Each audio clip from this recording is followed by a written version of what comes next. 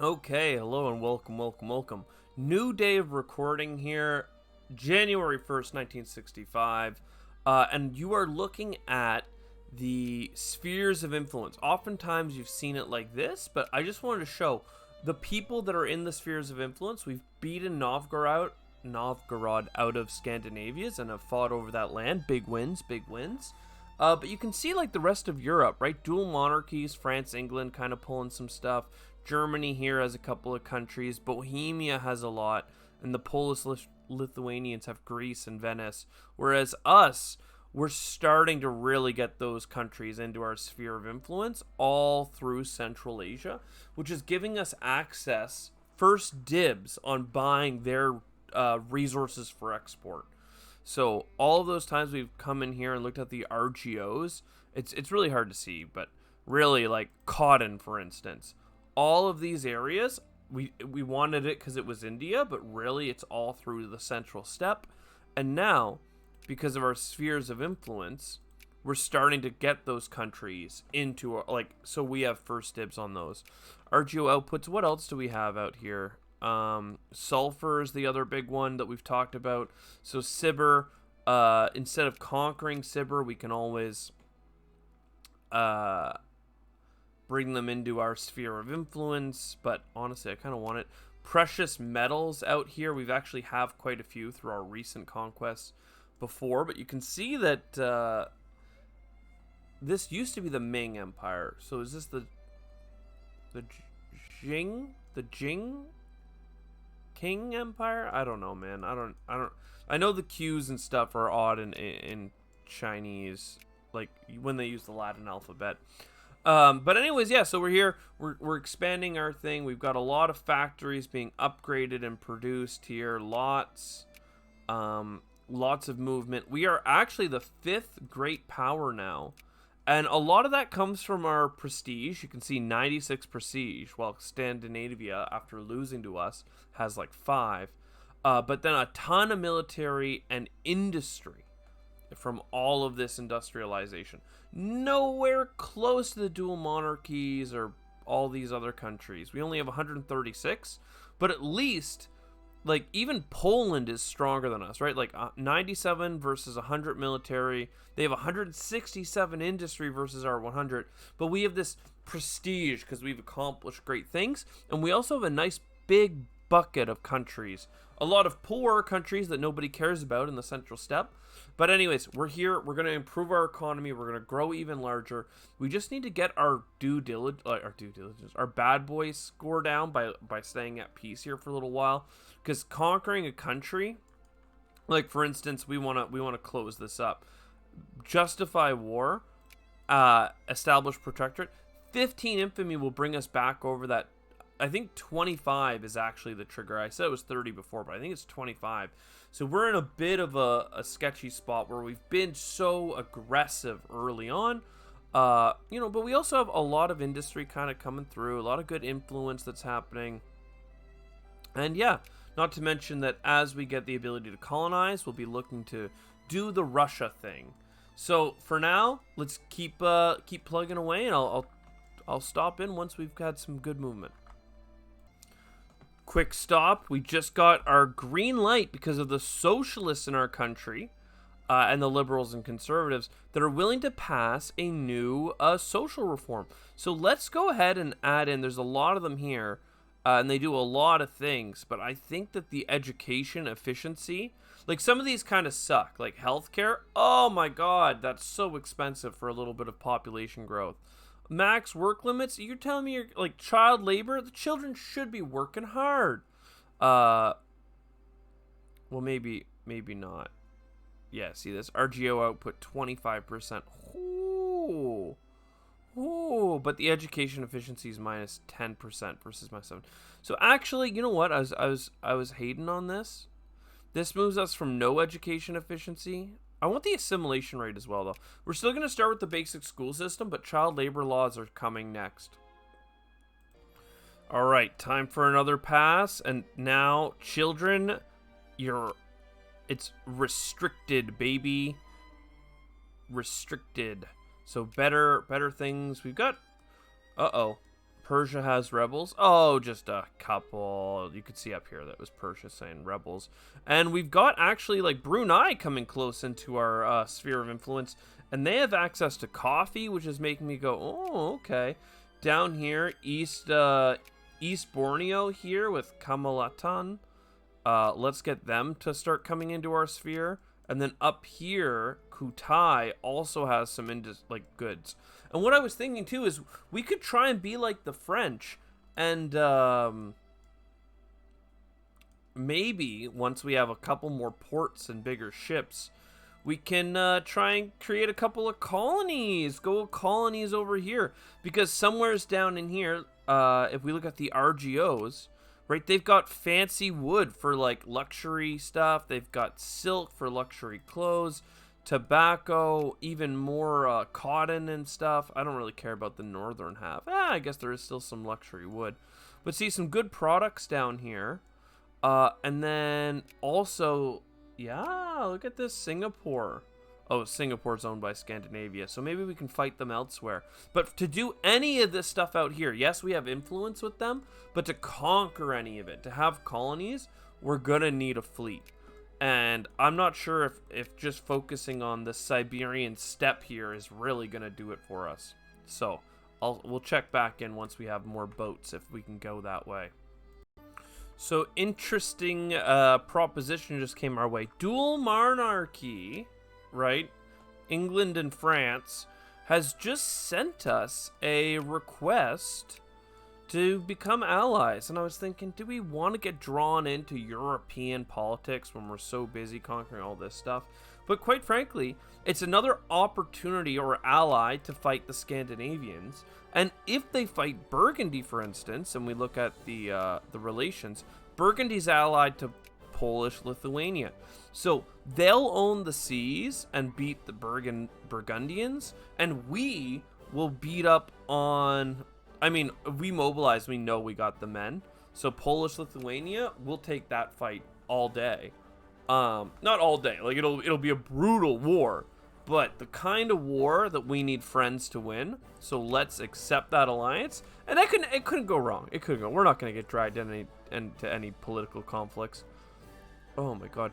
It's 119 brigades that we get when we mobilize. That's where the number is. Actually wild. Anyways, we'll chat soon.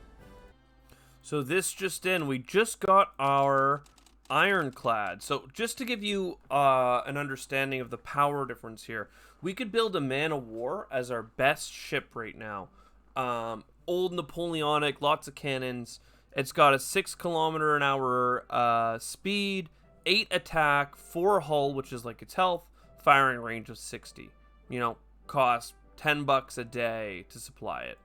Whereas the ironclad over here takes $25 a day to supply, so much more expensive. But instead of 8 attack, it's got 15, and instead of 4 health, it's got 15.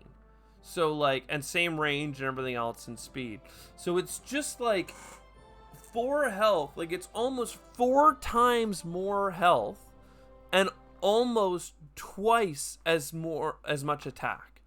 Yes, it costs 2.5 times more to fight it, but like, you just get so much bang for buck in a single ship. So it's not only is it stronger, but it's concentrated firepower and can take a beating. So to build these kinds of ships, just if we go, I mean, we can't even build them right now, it says. But for us to have the option to build them in the future, we need higher levels of ports. And we need the technologies. So like here, we need more naval bases of level 2, and to get more naval bases, we need the naval technology. So we'll see if we go for paddle steamers and battleship column doctrine, or if we just stick to industry and maybe go heavy on the railroads right now, because we have a couple of good opportunities available to us. So interesting stuff. This guy, there's a YouTube channel that uses this particular portrait as their logo, and it's a pretty fun strategy channel, so good stuff. Anyways, we'll check in soon.